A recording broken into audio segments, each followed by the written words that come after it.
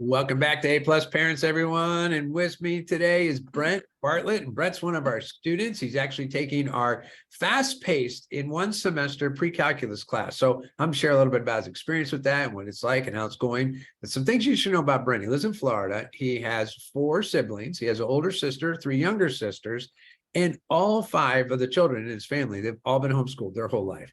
So it's pretty amazing right now. And his sister, who's 18, is now dual enrolled in college, and she's starting her college career. And then Brent and his 3 sisters are still at home in their homeschooling experience. So Brent's finishing up his junior year this year. So he's already doing some dual enrollment classes, but he's going to be heading off to the college here as soon as well. So first of all, Brent, thanks for making your day work to be here, and welcome to the A Plus Parents Podcast.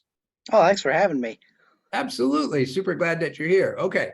So we talked a little bit before we started recording today, just to kind of, just chatting a little bit. And something for you that is really, really important is time management. And I was really interested in that. So tell me a little bit about why is it that time management is so important to you? Well, because it's kind of what's getting me through school right now. I don't think I'd be where I am without it.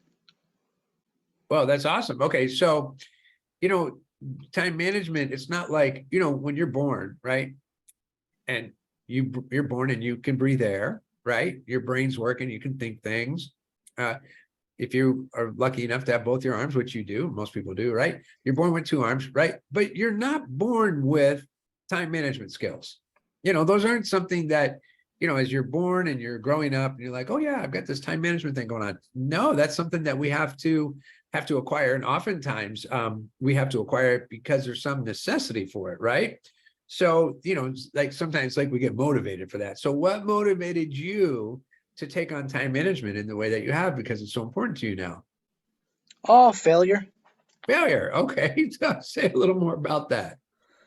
Well, I think I told you this earlier, but last semester it wasn't going well for me. I had been lazy. I hadn't been getting my work done. I was turning stuff in late, getting bad grades, and by the end of the semester, I was doing terrible in my classes.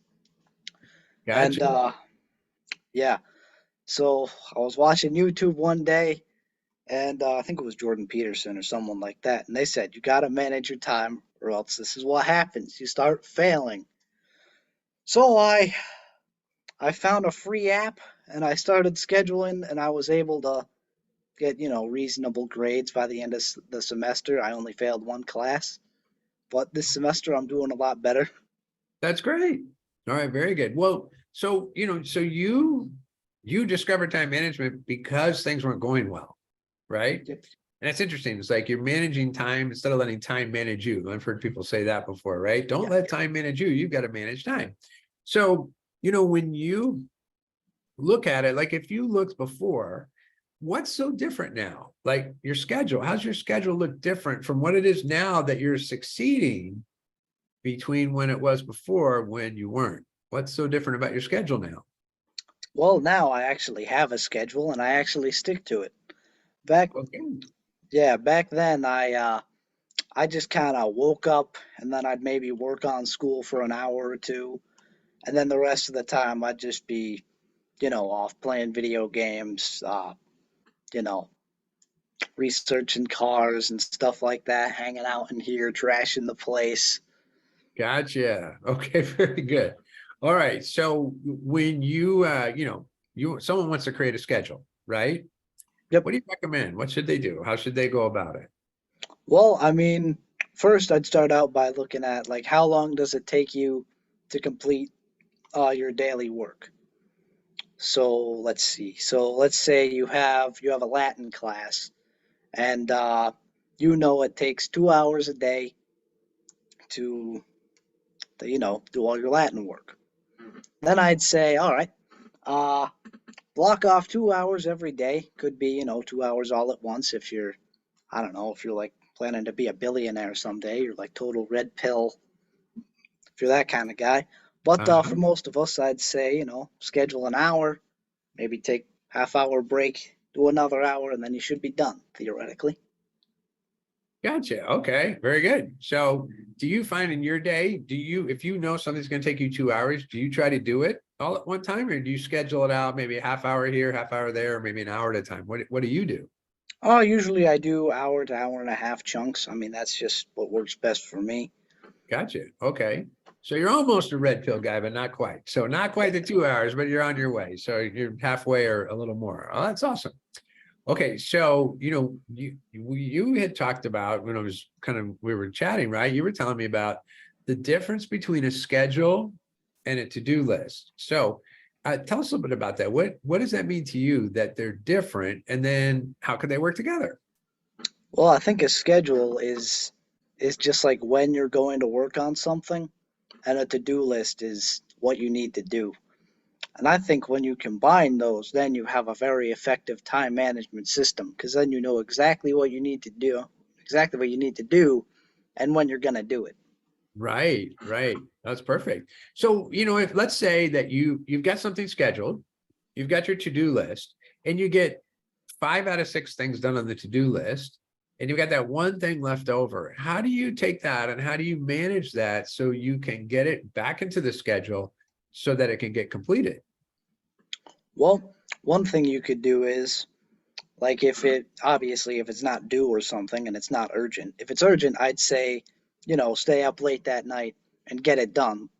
But if it's not urgent, maybe you could take one of your half-hour breaks if you schedule those in and just work on that. And maybe you could work on that over the course of 4 days or something. Or you could just work on it over the weekend if you really don't have time. Gotcha. Okay, good. So you build into your schedule some free time. And so maybe sometimes your free time, you could borrow a little from your free time and complete something that didn't get done in the time that you scheduled it. Yeah. Yeah, very good. All right, cool. So let's look, your whole family's been homeschooled, right? I'm going to take a guess. You probably know people that are also homeschooled, but you might know people that are in public school as well. What has homeschooling made possible for you that you may not have been able to, it may not have been possible for you if you were in public school?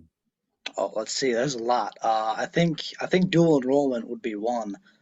I don't think Okay, I don't think I'd have the character to dual enroll if I were in public school. gotcha. Well, that's great. Anything else that you can think of? Let's see. I mean, I think homeschooling has helped me develop a better relationship with my family, That's cool. How about your sisters too? Your mom, your dad, my and sisters. sisters? Yeah, I mean, for them, I think it just helps them learn a lot better because they're right. very active learners, as I think you heard. I did, right? Yeah. That's awesome.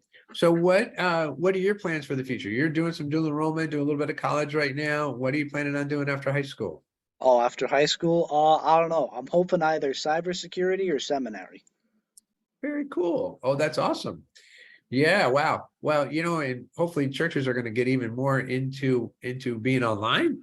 And actually a lot of them are, they stream, they have other things going on. So having both those at the same time, you could run a church and be your own cybersecurity team. So isn't that cool? That's awesome. Good for you.